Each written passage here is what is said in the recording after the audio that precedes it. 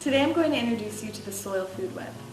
But before I do that, I'd like to share with you two things that you're not likely to hear from your major agricultural universities, let alone from your fertilizer salesman. The 2 points are this. Number one, the parent material of the soil in your garden or on your farm contains all of the minerals that your plants require to grow, to be healthy and reproductive. Point number two, bacteria hold the highest amount of nitrogen in their body, along with many other important nutrients that your plants require in order to grow. The caveat to these 2 points is this. Without a thriving, beneficial soil food web, your mineral component and your nutrient component will not be available to your plants. At this point, you will have to add whatever you can dream up that your plants might be lacking into the soil.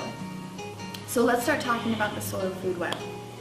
The soil food web is a diverse group of organisms that through their predator-prey relationship, they make nutrients available to your plants.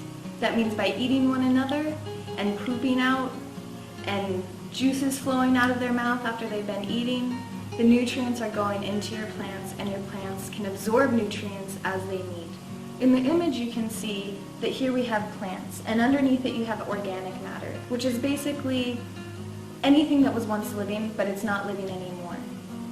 Your plants need what's in the organic matter, but they don't have the enzymes to break that down. So it requires bacteria and it requires fungi to break down the organic matter and turn it into something new that your plant can absorb.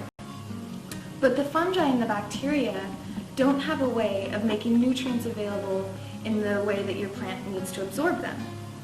So then we require the protozoa, the nematodes, the microarthropods, and the macroarthropods to do this nutrient cycling.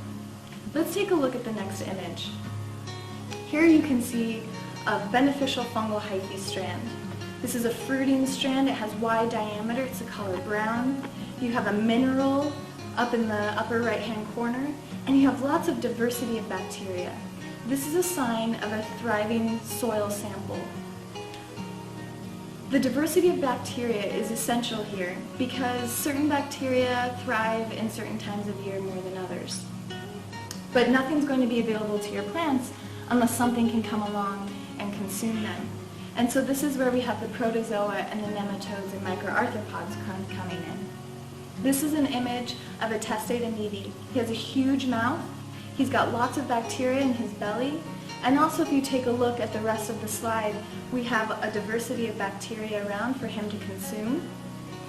In the lower left-hand corner, you have a large fungal hyphae strand that if I could scan out, you would be able to see the diameter and the length on the strand, meaning we have phosphorus, magnesium, calcium, sulfur, all of these things available to your plants in the form that your plant needs, as long as something can come along and chew up this fungal strand.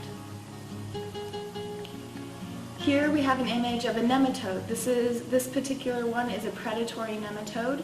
It eats other nematodes, again transferring nutrients into a higher succession plant available form. There's all different kinds of nematodes and we identify them based on their mouth parts.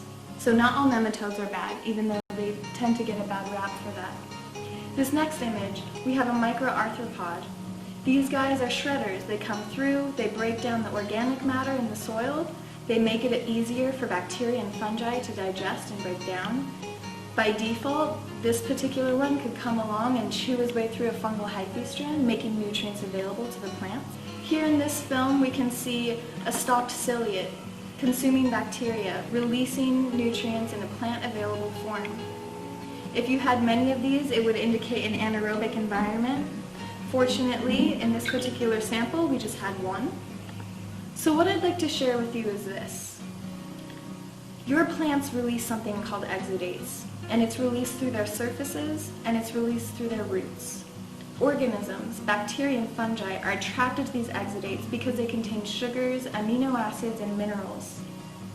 So your plant is calling bacteria and fungi to it by putting out the food that that organism wants to eat. So when you have the predators present in the soil, They are called to the root of your soil, and they consume the bacteria and they consume the fungi. So now you have nutrients being released exactly where you want them to be.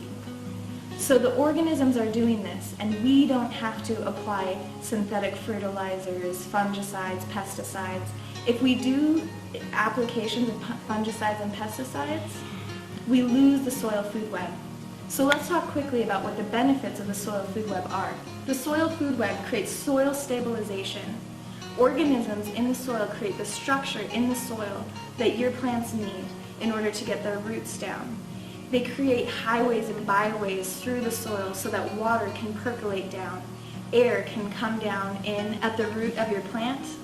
And so now we have great soil structure happening. We have capillary action happening. So water is likely to be able to hold in your soil.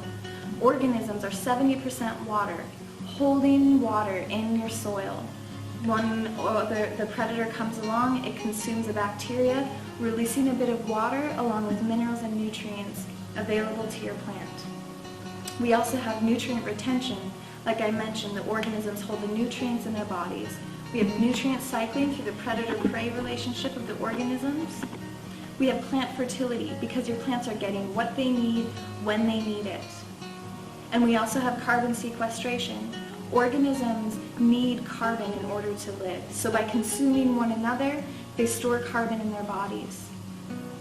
The more organisms we have in the soil, the more carbon we're holding.